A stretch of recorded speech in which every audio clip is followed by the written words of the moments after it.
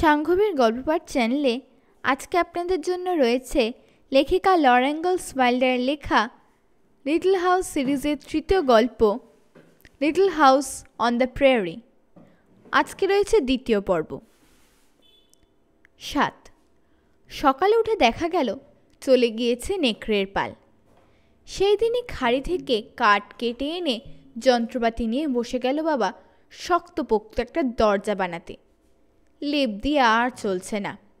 সহকারী হিসেবে লড়াও পরিশ্রম করলো অনেক।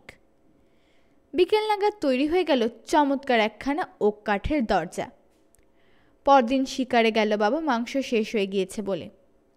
তারপর দিন তৈরি হয়ে গেল আস্তাবলের দরজাও। ব্যাস, সবাই এখন নিরাপদ। আস্তাবলের দরজায় তালা দিয়ে রাখলে ঘোড়া চুরি যাওয়ারও আর কোনো ভয় নেই। বাবা বলল, দাঁড়াও, এডওয়ার্ডসের বাড়িটা তোলা হয়ে গেলে সুন্দর একটা ফায়ারপ্লেস বানিয়ে দেবো তোমাকে ক্যারোলিন, তখন ঘরেই রান্না করতে পারবে। খালের পাড় থেকে ওয়াগন ভরে পাথর কুড়িয়ে আনতে শুরু করলো বাবা।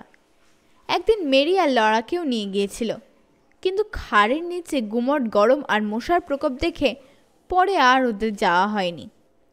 যথেষ্ট পাথর জমা হতে একদিন কাদামাটি গুলে চিমনি আর ফায়ারপ্লেস গাঁথার জন্য তৈরি করলো বাবা।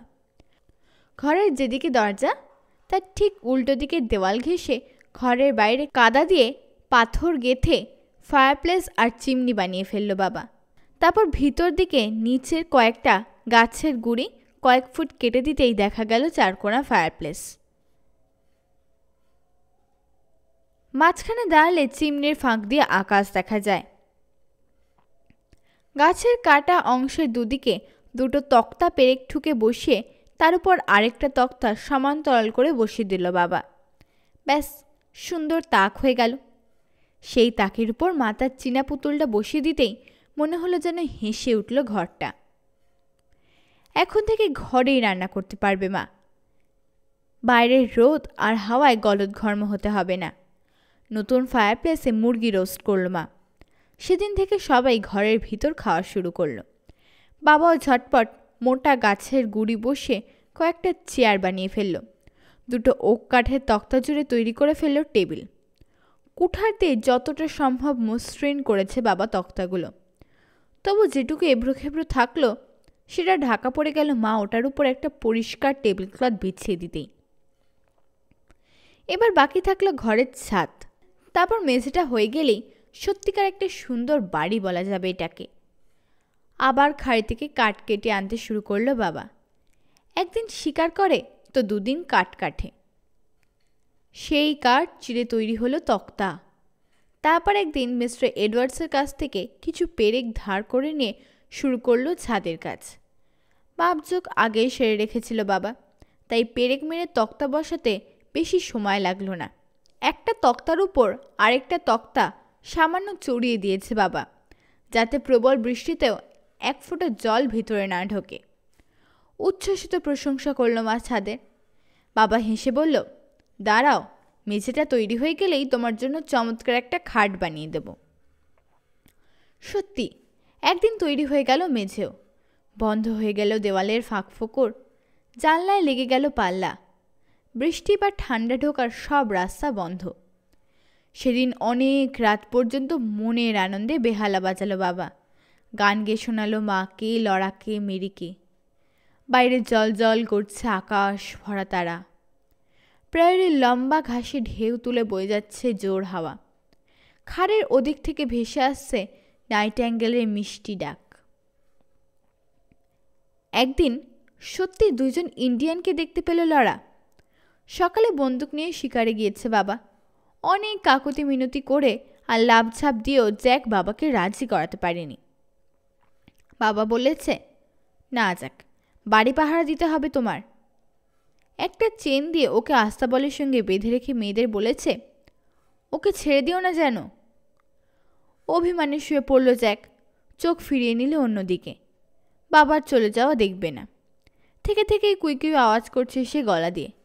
লড়াওকে সান্ত্বনা দেওয়ার চেষ্টা করলো অনেক, কিন্তু কাজ হলো না। শুধু অভিমান হলে একটা কথা ছিল। আসলে চেন দিয়ে বেঁধে রাখায় অপমানও বোধ করছে ও। সারাটা সকাল ওর মান ভাঙাবার চেষ্টা করলো মেরি আর লরা। পিঠে হাত বুলিয়ে দেয়, কানের পিছনে চুলকে দেয়, কিন্তু জ্যাকের মন ভালো হলো না। ওদের হাত একটু চেটে দেয় বটে, কিন্তু পর মুহূর্তে বিমর্ষ চিত্তে কুই কুই করে। হঠাৎ উঠে দাঁড়িয়ে রাগে গর্জন ছাড়ল জ্যাক। ঘাড়ের পশম উঠে দাঁড়িয়েছে। চমকে ও দৃষ্টি অনুসরণ করে মেরি আর লরা দেখতে পেল অর্ধনগ্ন দুজন ইন্ডিয়ানকে। ট্রেল ধরে হেঁটে আসছে এদিকে।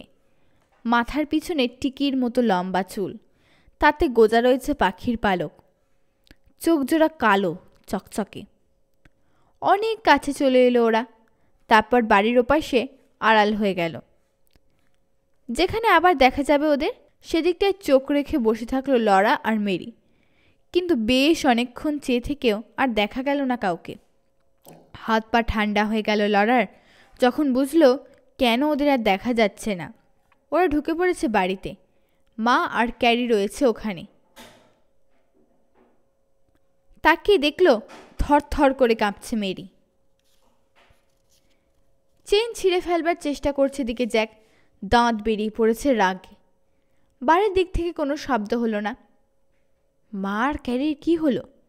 ফিস ফিস করে জিজ্ঞেস করলো লরা। জানি না, জবাব দিল মেরি। জ্যাককে ছেড়ে দিই, বলল লরা। ওদের ছিঁড়ে খেয়ে ফেলবে জ্যাক। বাবা বারণ করে গিয়েছে, বলল মেরি। বাবা তো আর জানতো না যে ইন্ডিয়ানরা আসবে, যুক্তি দেখালো লরা। কিন্তু মানা করেছে ওকে ছাড়তে। বলতে বলতে প্রায় কেঁদে ফেলল মেরি। আমি চললাম মার কাছে, মার হয়তো সাহায্য দরকার। কথাটা বলেই দৌড়ের ভঙ্গিতে 2 পা এগোলো লরা, হাঁটার ভঙ্গিতে 1 পা। তারপর এক ছুটে ফিরে এলো জ্যাকের কাছে। কিন্তু যখন মনে পড়ল ওখানে একা রয়েছে মা ক্যারিকে নিয়ে, তখন 2 হাত মুঠি পাকিয়ে সাহস সঞ্চয় করে ছুটল বাড়ির পিছনে। ওর পিছন পিছন আসছে মেরি। দরজার কাছে এসে দেখতে পেল লরা চুলোর ধারে দাঁড়িয়ে রয়েছে লোক দুজন। পশুর চামড়া দিয়ে ঢাকা রয়েছে কোমরের কিছু অংশ, আর পায়ে রয়েছে মোকাসিনের জুতো। বস্ত্র বলতে কিছুই নেই গায়ে। চুলোর দিকে ঝুঁকে কি যেন রান্না করছে মা, পাশেই ক্যারি। ভয়ঙ্কর দুর্গন্ধ নাকে আসতেই যেন ধাক্কা খেয়ে থমকে দাঁড়ালো লরা। ওদের গা থেকে আসছে এই বিশ্রী গন্ধ।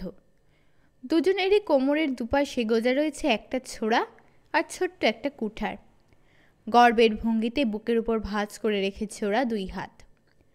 চট করে খাড়া করে রাখা একটা তক্তার আড়ালে লুকিয়ে পড়ল লরা। শুনতে পেল চুলোর উপর চড়ানো হাড়ির ঢাকনা খুলল মা। ইন্ডিয়ানরা বসে পড়ল মেঝেতে, খাচ্ছে। তক্তার আড়াল থেকে একটা চোখ বের করে দেখল লরা কর্নব্রেড খাচ্ছে ওরা হাপুস হুপুস করে। সব শেষ করে মেঝে থেকেও খুঁটে খেলো। জ্যাকের শিকলের অস্পষ্ট ঝনঝন শব্দ শোনা যাচ্ছে।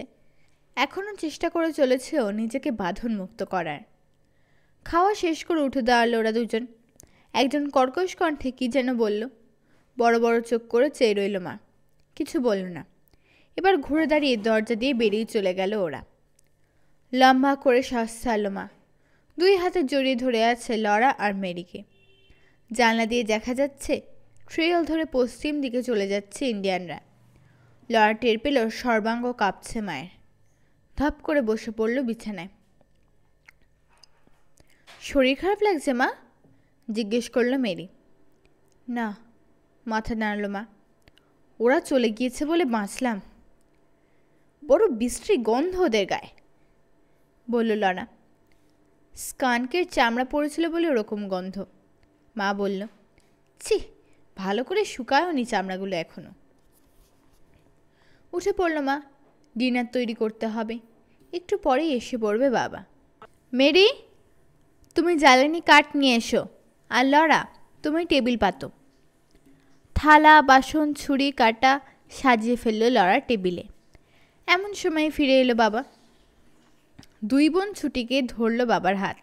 একই সঙ্গে কথা বলছে দুজন।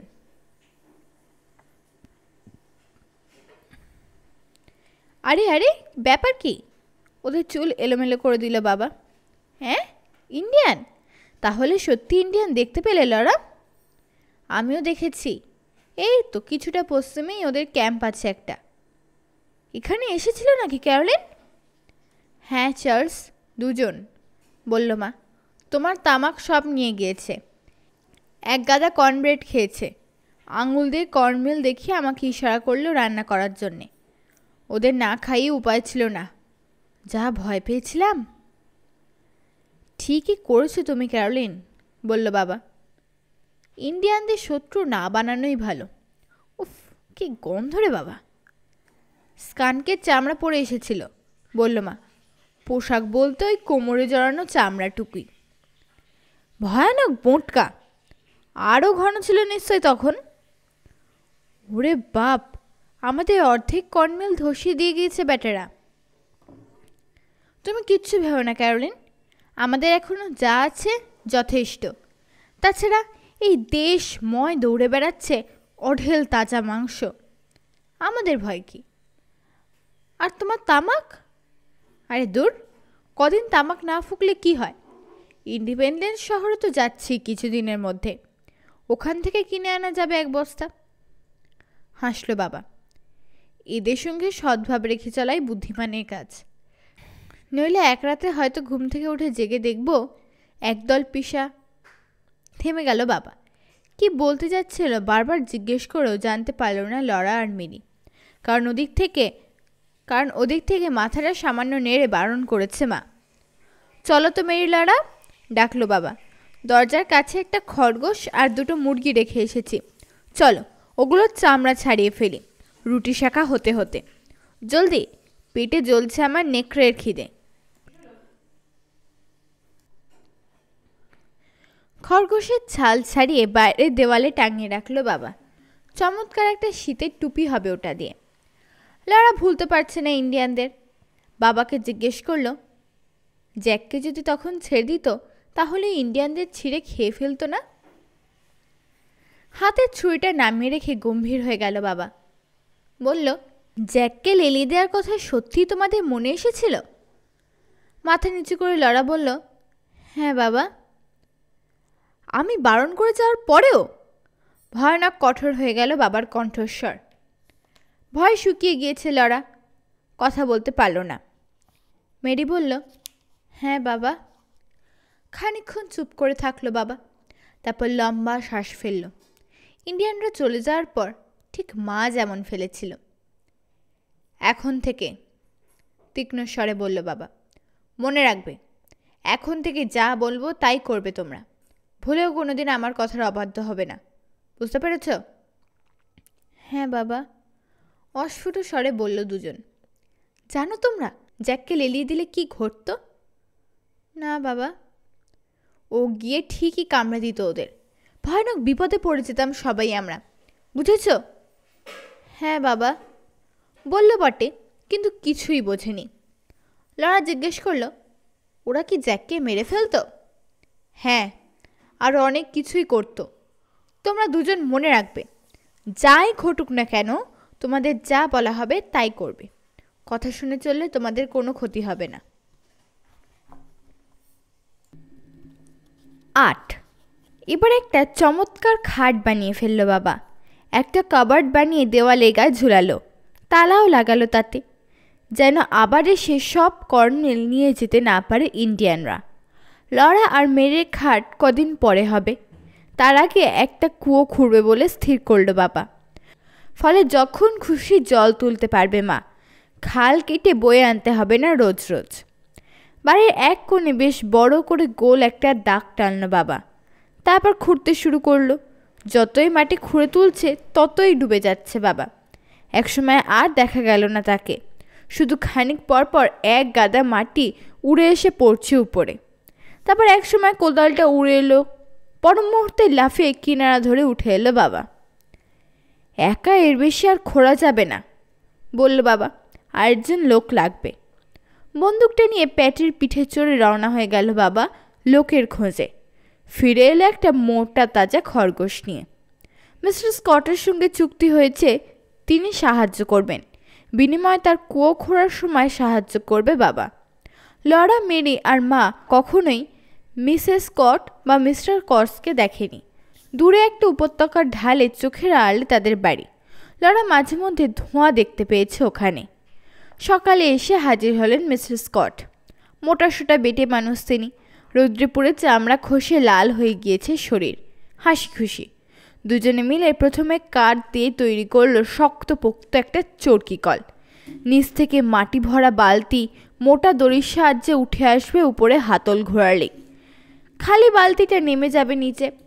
সকালে মিস্টার স্কট নিচে নেমে মাটি কাটে, বাবা চরকি ঘুরিয়ে উপরে তুলে খালি করে বালতি। আর বিকেলে বাবা নামে নিচে, মিস্টার স্কট ঘোরায় চরকি। প্রতিদিন সকালে মিস্টার স্কট নিচে নামবার আগে একটা বালতিতে মোমবাতি বসিয়ে আগুন জ্বেলে দেয় বাবা। বালতিটা নামানো হয় প্রথমে। যদি আলোটা ঠিকমতো জ্বলে তাহলে মিস্টার স্কট নিচে নেমে যায় রশি পেয়ে, মোমবাতি তুলে এনে নেভায় বাবা। কিন্তু প্রতিদিনই আপত্তি জানায় মিস্টার স্কট, এসবের কোনো অর্থ হয় না। গতকাল ঠিক ছিল, আর আজ সকালে বিষাক্ত গ্যাস এসে যাবে ওখানে, কি করে? বলা যায় না, উত্তর দেয় বাবা। সাবধানের মার নেই। এক সকালে বাবা নাস্তা খাওয়া তখনও শেষ হয়নি, এমন সময় মিস্টার স্কট এসে হাজির। বাইরে থেকে ভেসে এলো তার হাসি খুশি গলা। এই জেঙ্গলস, এত দেরি কিসের? জলদি এসো, রোদ উঠে গিয়েছে। কফি শেষ করে বেরিয়ে গেল বাবা সেই স্থিতি দিতে। চরকি কলের ক্যাঁচ কোঁচ আওয়াজ শোনা গেল।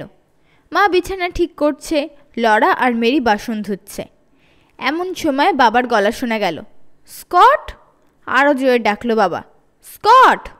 তারপর হাঁক ছাড়ল, ক্যালিন জলদি এদিকে এসো। দৌড়ে বেরিয়ে গেল মা, লরাও ছুটল পিছন পিছন। জ্ঞান হারালো না কি হলো, নিচে নড়ছে না স্কট। বলল বাবা, আমার যেতে হবে এখন। মোমবাতি পাঠাওনি? জিজ্ঞেস করলো মা। না, আমি মনে করেছিলাম ও নিশ্চয়ই দেখে নিয়েছে। তোমাকে ওর ভিতরে নামতে দেবো না আমি। একটা বালতি রশি কেটে সরিয়ে রাখলো বাবা। রশির প্রান্তটা চরকি কলের সঙ্গে বাঁধলো শক্ত করে। না চার্লস, তোমার যাওয়া ঠিক হবে না। বাবার মতলব বুঝে আপত্তি জানালো মা। যেতেই হবে আমায় ক্যারোলিন। না, তুমি যেতে পারবে না। একটুও ভয় পেও না, বলল বাবা। দম আটকে রাখবো আমি, ওকে তো ওখানে মরতে দেওয়া যায় না। প্যাটিকে নিয়ে সাহায্যের জন্য যাও না কেন? সময় নেই। যদি তোমাকে টেনে তুলতে না পারে, তুমিও যদি অজ্ঞান। পারবে পারবে, বলতে বলতে সরসর করে রশি বেয়ে নেমে গেল বাবা নিচে। কপালে হাত দিয়ে রোদ আড়াল করে নিচের দিকে চেয়ে রয়েছে মা। বুক কাঁপছিল আর বিস্ফারিত চোখে চেয়ে রয়েছে মায়ের দিকে। হঠাৎ লাফিয়ে সোজা হয়ে দাঁড়ালো মা, দুই হাতে চেপে ধরল চরকি কলের হাতল। গায়ের সব শক্তি দিয়ে ঘোরাবার চেষ্টা করছে মা ওটাকে। একটু ঘুরল চরকি কল, তারপর আরেকটু। লড়ার মনে হলো বাবাও অজ্ঞান হয়ে পড়ে আছে কোর নিচে, মা তুলতে পারছে না টেনে। একটু পরেই বাবার হাত দেখতে পেল লড়া, উঠে আসছে রশি বেয়ে। তারপর মাথা দেখা গেল, হাঁপড়ের মতো উঠছে নামছে বুক। কোনো মতে রশি ছেড়ে পা রাখলো মাটিতে, কিন্তু দাঁড়িয়ে থাকতে পারল না, বসে পড়ল মাটির উপর। চরকি কল ঘুরছে এবার জোরে। উঠে দাঁড়াতে যাচ্ছে বাবা। মা বলল, বসে থাকো চার্লস। লড়া, জল নিয়ে এসো জলদি। এক বালতি জল নিয়ে ফিরে এসে লড়া দেখলো বাবা মা দুজন মিলে ঘোরাচ্ছে চরকি কলের হাতল। ধীরে ধীরে উপরে উঠে এলো দ্বিতীয় বালতিটা। তার সঙ্গে বাঁধা অবস্থায় উঠে এসেছেন মিস্টার স্কট, অজ্ঞান। ল্যাগব্যাগ করে ঝুলছে তার হাত পা। টেনে ওকে ঘাসের উপর শুইয়ে দিল বাবা। নাড়ে দেখলো হাতে, বুকে কান ঠেকিয়ে শুনল। তারপর বলল, শ্বাস নিচ্ছে, ঠিক হয়ে যাবে ক্যারোলিন, আমিও ঠিক আছি, শুধু মাথাটা একটু ঘুরছে। এতক্ষণে কান্নায় ভেঙে পড়ল মা। কুয়ো লাগবে না আমার, আর আমি তোমাকে নামতে দেবো না ওর ভিতরে। জ্ঞান ফিরে পেয়ে কিছুটা ধাতস্থ হয়ে বাড়ি ফিরে গেলেন মিস্টার স্কট। যার আগে বলে গেলেন, মোমবাতির ব্যাপারটা ঠিকই বলেছিলে তুমি ইঙ্গলস। আমি ভেবেছিলাম এসব নেহাতি ফালতু সময় নষ্ট, এবার নিজের ভুলটা বুঝতে পারলাম। হ্যাঁ, যেখানে বাতি নিভে যায় আমি জানি আমিও নিভে যাব, সাবধানের মার নেই। যাক, সব ভালো যা শেষ ভালো। সেদিনটা কাজ বন্ধ থাকলো। বিকেলের দিকে ছোট্ট এক পোটলা বারুদ দিচ্ছে নামিয়ে দিয়ে ডিনামাইট ফাটানোর মতো করে ফাটালো বাবা। নিচের গ্যাস বেরিয়ে যাবে, বলল বাবা। এবার মোমবাতি জেলে নিচে নামিয়ে দেখা গেল কোনো অসুবিধা নেই আর। জ্বলছে মোমবাতি। তারপর থেকে নিচে নামবার আগে আগুন জ্বালে পরীক্ষা করে নেওয়ার কথা আর বলতে হয়নি মিস্টার স্কটকে। দ্রুত এগিয়ে চলল কাজ। শেষ দুদিন শুধু কাদা উঠল। তারপর একদিন কুয়োর গভীর থেকে ভেসে এলো বাবার গলা, জলদি জলদি টেনে তোলো স্কটস, চোরাবালি। দৌড়ে কুয়োর ধারে এসে দাঁড়ালো লরা। পাগলের মতো চরকি কলের হাতল ঘোরাচ্ছেন মিস্টার স্কট। নিচ থেকে কেমন যেন কলকল শব্দ ভেসে আসছে। বাবা উপরে উঠে খানিকক্ষণ হাঁপিয়ে নিল, তারপর বলল, যেই না শেষ কোপ দিয়েছে হাতল পর্যন্ত ঠুকে গেল কোদালটা মাটির ভিতর। ব্যাস গল গল করে উঠে আসতে শুরু করলো জল। প্রায় বাবার সঙ্গে সঙ্গেই উঠে এলো জল। টলটল করছে এখন জল ভরা কুয়ো। কয়েকদিনের মধ্যেই পুরো কাঠের তক্তা দিয়ে ঢেকে দিল বাবা গর্তটা। মাঝে শুধু চার কোণে একটা ঢাকনি, সেটা সরিয়ে জল তুলবে বড়রা। ছোটদের কুয়োর ধারে যাওয়া বারণ, কারণ যে কোনো মুহূর্তে পা পিছলে তারা তার ভিতরে পড়ে যেতে পারে। 9. টেক্সাস থেকে এক পাল গরু এসে হাজির। উত্তরে ফোর্ট ডজে চলেছে। এক সকালে কোমরে পিস্তল ঝুলানো দুই কাউবয় এলো ঘোড়ায় চেপে। মাথায় চওড়া কার্নিশের হ্যাট, গলায় রুমাল বাঁধা। বাবার সঙ্গে কিছুক্ষণ কথা বলে বিদায় নিয়ে চলে গেল ওরা। এক চাকা গরুর মাংস হলে কেমন হয় ক্যারলিন? জিজ্ঞেস করলো বাবা। গরুর মাংস কোথায়? চকচক করে উঠল মায়ের দুই চোখ। দারুণ হয়। ওরা জানতে এসেছিল গরুগুলোকে গিরিশঙ্কট আর খাড়ির ধারে খাড়া ঢাল থেকে খেদিয়ে দূরে রাখার ব্যাপারে সাহায্য করব কিনা। বললাম, করতে পারি, কিন্তু বিনিময়ে পয়সা নেব না। ইচ্ছে করলে কিছুটা মাংস নিতে পারি। গলায় বড় সড়ো একটা রুমাল বেঁধে প্যাটির পিঠে চেপে ইন্ডিয়ান ট্রেল ধরে চলে গেল বাবা। সারাদিন দেখা নেই আর।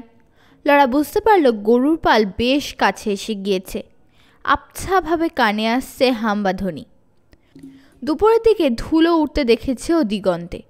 সন্ধ্যায় ফিরল বাবা, ধুলোয় ধূসরিত। দাড়ি, চুল, চোখের পাপড়ি কোথাও বাদ নেই। মাংস আনেনি। গরুর পাল খাড়ি পার হয়ে গেলে তখন পাবে।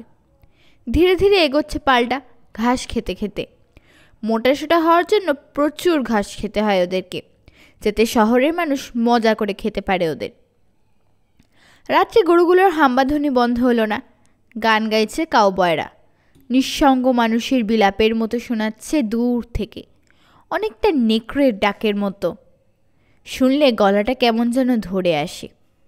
সন্ধ্যার দিকে দেখা গেল একটা গরুকে তারই এদিকে নিয়ে আসছে তিনজন ঘোড়সওয়ার। প্যাটির পিঠে বসা বাবাকে চেনা গেল। কাছে আসতে দেখতে পেল লরা গরুটার সঙ্গে ছোট্ট একটা বাছুরও রয়েছে। গরুটার মস্ত দুই শিঙে রশি বেঁধে দুদিক দিয়ে টেনে আনছে দুজন কাউবয়। অনিচ্ছা সত্ত্বেও আসছে গরুটা। মাঝে মাঝে ঢুস দেওয়ার জন্য তাড়া করছে রাইডারদের। একজনকে তাড়া করলে অপরজনের ঘোড়া ওকে টেনে রাখছে। আস্তাবলির সঙ্গে গরুটাকে বেঁধে ফেলল বাবা। শিং থেকে রশি খুলে নিল কাউবয় দুজন। বিদায় নিয়ে চলে গেল। মা বিশ্বাসই করতে পারছে না মাংস আনতে গিয়ে আস্ত গরু নিয়ে ফিরেছে বাবা। কিন্তু বাবা বলল, গরুটা বাচ্চা দিয়ে বেঁচে গেল। বাছুরটা এত দূরের পথ হাঁটতে পারবে না, আর গরুটা বেচেও ভালো দাম পাওয়া যাবে না, তাই কাউবয়রা ওটা দিয়ে দিয়েছে আমায়। এছাড়া মস্ত এক চাকা মাংসও দিয়েছে। সবাই খুশি গরু পেয়ে। বাবা বলল, একটা বালতি দাও ক্যারলিন, দেখি কেমন দুধ। বালতি নিয়ে টুপিটা পিছনে ঠেলে দিয়ে দুধ দোয়াতে বসলো বাবা। গরুটা ঘাড় কাজ করে দেখল, তারপর এক লাথিতে চিৎ করে ফেলে দিলে বাবাকে। লাফিয়ে উঠে দাঁড়ালো বাবা, বলল, দাঁড়া, তোকে শায়েস্তা করছি। মোটা দেখে দুটো ওকের খুঁটি এক মাথা চোখা করলো বাবা কুঠার দিয়ে। তারপর গরুটাকে ঠেলে আস্তাবলের গায়ে সাঁটিয়ে খুঁটি দুটি পুঁতে মাটিতে এবার লম্বা লম্বা কাঠের এক মাথা বাঁধল দুটি খুঁটির সঙ্গে। তারপর মাথা ঢুকিয়ে দিল আস্তাবলের দেওয়ালের ফাঁক দিয়ে। এবার আর নড়বার উপায় থাকলো না। সামনে, পিছনে বা পাশে কোনো দিকেই নড়তে পারছে না। এসব ব্যাপার দেখে লম্বা করে ডাক ছেড়ে আপত্তি জানালো। এবার খানিকটা দুধ দুয়ে ফেললো বাবা। বলল, একেবারে বুনো তো, একটু সময় নেবে, কিন্তু ঠিকই পোষ মানবে। সত্যি কয়েকদিনের মধ্যেই পোষ মেনে গেল গরুটা। একদিন বাবার সঙ্গে ইন্ডিয়ানদের শূন্য ক্যাম্পে গিয়ে অনেকগুলো রঙিন মতি কুড়িয়ে আনলো লরা আর মেরি। কালো জাম যখন পাকলো, মার সঙ্গে গিয়ে খাড়িতে নেমে থোকা থোকা জাম পেরে আনলো লরা গাছ থেকে। হাত বাড়লেই ঝাঁকে ঝাঁকে মশা ওড়ে। জামের থোকা, কি সুন্দর মিষ্টি গন্ধ। এতক্ষণ জামের রস খাচ্ছিল ওই মশাগুলো। মা আর লরাকে পেয়ে খুশি মনে সুই ফুটালো ওদের গায়ে। লরার আঙুল আর জিভ বেগুনি হয়ে গিয়েছে জামের রস লেগে। মুখ, হাত আর পায়ে অসংখ্য মশার কামড়ের দাগ। পরপর কয়েকদিন বালতি ভরে ভরে কালো জাম নিয়ে ফিরল ঘরে ওরা। মা সেগুলো শুকোতে দিল রোদ্রে। আগামী শীতে সেদ্ধ করে কালো জাম খাবে ওরা। মেরি ক্যারিকে রাখে, কালো জাম পাড়তে যায় না, কিন্তু মশার কামড় থেকে সেও রেহাই পেল না। দিনে বাড়িতে তেমন মশা নেই, কিন্তু রাত হলে আর বিশেষ করে যেদিন বাতাসের তেমন জোর থাকে না, সেদিন ঝাঁকে ঝাঁকে মশা উঠে আসে খাড়ি থেকে। ভেজা ঘাস পুড়িয়ে ধোঁয়া দিয়েও ওদের তাড়ানো যায় না। মশার জ্বালাতনে রাত্রে বেহালা বাজানো ছেড়ে দিয়েছে বাবা। সাপারের পর প্রায়ই আসত মিস্টার এডওয়ার্ডস, সেও ছেড়ে দিয়েছে আসা। মশাগুলি নাকি খাড়ি পেরোতে দেয় না, টেনে রেখে দিতে চায় ওইখানে। রাত ভোর লেজ নাড়ে আর পা ঝাড়া দেয় পেট, প্যাটি, বানি আর গরু বাছর। সকালে দেখা যায় মশার কামড়ে ঘামাচির মতো দাগ হয়ে গিয়েছে লরার কপাল জুড়ে। বেশি দিন থাকবে না মশার প্রকোপ, সান্ত্বনা দেয় বাবা। হেমন্তে ঠান্ডা বাতাস ছাড়লেই মারা পড়বে ওরা। কিছুদিনের মধ্যে জ্বরে পড়ল ওরা, প্রথমে লরা আর মেরি। রোদে দাঁড়ালেও শীতে কেঁপে কেঁপে ওঠে শরীর, দাঁতে দাঁত বাড়ি লাগে খটখট। বাবাকে ডাকলো মা ওদের কি হয়েছে দেখবার জন্যে। আমার নিজেরও ভালো লাগছে না শরীরটা, একবার গরম লাগে তারপরে আবার প্রচণ্ড ঠান্ডা লেগে যায়। তোমাদেরও কি একই অবস্থা? হাড় পর্যন্ত ব্যথা? হ্যাঁ বাবা। যাও বিছানায় শুয়ে পড়ো, কয়েকদিনেই সেরে যাবে। কয়েকটা দিন কাটলো ঘোরের মধ্যে। প্রবল জ্বরে আলতু ফালতু বকছে মেরি। জল খেতে গিয়ে বাবার হাতের কাপটাকে থরথর করে কাঁপতে দেখল লরা। বাবা শুয়ে পড়তে বলছে মাকে। মা বলছে, না, তুমি আমার চেয়ে বেশি অসুস্থ। সবই যেন দুঃস্বপ্নের ঘোরে ঘটছে। একবার চোখ মেলতেই দেখছে কড়া রোদ, আবার যখন চোখ মেলছে তখন ঘোর অন্ধকার। পাশে শুয়ে কাতরাচ্ছে মেরি, জল চাইছে। লরা দেখল বড় খাটের পাশে মেঝেতে শুয়ে রয়েছে বাবা। জ্যাক কুঁই কুঁই শব্দ করছে আর বাবার জামার আস্তিন কামড়ে ধরে টানছে। উঠে বসবার চেষ্টা করলো বাবা, কিন্তু পারল না, শুয়ে পড়ল আবার। লরা উঠবার চেষ্টা করলো, পারল না, ক্লান্তিতে অবসন্ন শরীর। দেখলো বড় খাটের কিনারে শুয়ে ওর দিকে চেয়ে রয়েছে মা। পাশেই শুয়ে জলের জন্য কাতরাচ্ছে মেরি, জ্বরে গা পুড়ে যাচ্ছে ওর। অস্ফুট কণ্ঠে মা বলল, পারবে তুমি লরা? হ্যাঁ মা, পারবো, বলল লরা। এবার জোর খাটাতেই উঠে বসতে পারল, কিন্তু দাঁড়াতে গিয়ে দেখলো দুলে উঠল মেঝেটা, পড়ে গেল। ছুটে এলো জ্যাক, ওর গাল চেটে ওকে সুস্থ করে তুলতে চাইছে, কাঁদছে গলার ভিতর বিচিত্র ধ্বনি করে। হামাগুড়ি দিয়ে এগোলো লরা। কোনো মতে খানিকটা জল নিয়ে ফিরে আসতে পারল বিছানার পাশে। দুই হাতে পাত্রটা ধরে ঢকঢক করে খেয়ে নিল মেরি জলটুকু। লেপের নিচে ঢুকে পড়ল লরা জলদি করে, কারণ আবার শীত করতে শুরু করেছে। হঠাৎ একসময় চোখ মেলে দেখল লরা কালো একটা মুখ ঝুঁকে পড়ে দেখছে ওকে। হাসি ফুটল মুখটায়, ঝকঝকে সাদা দাঁত দেখা যাচ্ছে এখন। বলল, ঢক করে খেয়ে নাও দেখি এটুকু। এই তো ছোট্ট লক্ষ্মী মেয়ে। ওর কাঁধের নিচে একটা হাত দিয়ে ওকে উঁচু করলো কালো লোকটা, মুখের কাছে ধরে একটা কাপ। একটু মুখে যেতেই কেমন তেতো লাগলো। ও মাথাটা সরিয়ে নেওয়ার চেষ্টা করলো, কিন্তু কাপটাও যে সরে আসছে। শান্ত ভারী একটা কণ্ঠস্বর বলল, গিলে ফেলো খুকি, ওষুধ। উপায়ন্তর না দেখে গিলে ফেললো লরা ওষুধটুকু। তারপর যখন চোখ মেলল, দেখলো মোটা সোটা এক মহিলা আগুন ধরাচ্ছে চুলোয়। কালো না, মায়ের মতো গায়ের রং। একটু জল প্লিজ, বলল লরা। মোটা মহিলা জল নিয়ে এলেন। ঠান্ডা জল খেয়ে লরা মনে হলো অনেকটা সুস্থ হয়েছে ও। মেরি, মা, বাবা সবাই ঘুমোচ্ছে। লরা জিজ্ঞেস করলো মহিলাকে, আপনি কে? আমি মিসেস স্কট, মৃদু হেসে বললেন মহিলা। কিছুটা ভালো লাগছে না এখন? হ্যাঁ, আপনাকে অনেক ধন্যবাদ। বলল লরা সবিনয়। 1 কাপ চিকেন স্যুপ ধরলেন মহিলা লরার মুখের সামনে। ভালো মেয়ের মতো একটুকু খেয়ে নাও, গায়ে জোর পাবে। গুড, এবার ঘুমিয়ে পড়ো, কোনো চিন্তা নেই, তোমরা সবাই সেরে না ওঠা পর্যন্ত আমি থাকছি এখানে। সকালে উঠে শরীরটা অনেক ঝরঝর লাগলো লরার, কিন্তু মিসেস স্কট ওকে উঠতে দিলেন না। বললেন আগে ডাক্তার এসে দেখুক, তারপর ওঠা যাবে। শুয়ে শুয়ে লরা দেখল ঘর বাড়ি গোছগাছ করছেন মিসেস স্কট। তারপর ওষুধ খাওয়ালেন বাবা, মা আর মেরিকে। এবার লরার পালা। ছোট্ট একটা কাগজে পুড়িয়া খুলে ভিতরে ভয়ঙ্কর তেতো পাউডার ঢাললেন তিনি লরার হাঁ করা মুখে। তারপর হাতে ধরিয়ে দিলেন 1 গ্লাস জল। একটু পরেই এলেন ডাক্তার, অসম্ভব কালো ডাক্তার ট্যান, কিন্তু ঝকঝকে হাসিটা চমৎকার। বাবা মার সঙ্গে কয়েকটা কথা বলেই বেরিয়ে গেলেন ব্যস্ত পায়। মিসেস স্কট বললেন, ক্রিকের 2 ধারে যত সেটলার বাড়ি করেছে সব কজন জ্বরে পড়েছে, যত্ন নেওয়ার লোক নেই, তাই তিনি একের পর এক বাড়িতে গিয়ে সাধ্যমতো যা করার করছেন। তবে আপনাদের ব্যাপারটা অসাধারণ, সব কজন একই সঙ্গে শয্যাশায়ী। ডাক্তার ট্যান যদি হঠাৎ এদিকে না আসতেন তাহলে আপনারা কেউ বাঁচতেন কিনা সন্দেহ। ইন্ডিয়ানদের চিকিৎসা করেন ডক্টর ট্যান। এই বাড়ির পাশ দিয়ে ইন্ডিপেন্ডেন্স শহরে যাচ্ছিলেন। অবাক ব্যাপার, যে জ্যাক অপরিচিত মানুষকে সহ্য করতে পারে না, বাবা মা না বলে বাড়ির কাছে আসতে দেয় না, সেই জ্যাকই এগিয়ে গিয়ে সাধাসাধি করে ডেকে এনেছে ডক্টর ট্যানকে। তিনি এসে আধমরা অবস্থায় পান বাড়ির সবাইকে। 1 দিন 1 রাত ছিলেন তিনি এখানে। তারপর মিসেস স্কট এসে ছুটি দিয়েছেন তাকে। এখন চোরকির মতো ঘুরছেন তিনি এক বাড়ি থেকে আরেক বাড়ি, ওষুধ দিচ্ছেন। পরদিন বেছাড়া ছেড়ে উঠল বাবা, তারপর দিন লরা, তারপর মা, তারপর মেরি। শুকিয়ে হাড় সর্বস্ব হয়ে গিয়েছে সবাই, দুর্বল, কিন্তু সামলে উঠছে দ্রুত। কাজেই বিদায় নিলেন মিসেস স্কট। মা ধন্যবাদ দেওয়ার চেষ্টা করতে মিসেস স্কট বলল, ও মা, ধন্যবাদ আবার কিসের? দরকারে কাজে লাগতে না পারলে আর প্রতিবেশী কিসের? আরও বেশ কিছুদিন তেতো ওষুধ খেতে হলো ওদের। গায়ে তেমন জোর নেই, তাই ঘরে বসে মার জন্য একটা চমৎকার রকিং চেয়ার বানিয়ে ফেলল বাবা। খুশিতে চোখ দিয়ে জল এসে গেল মার।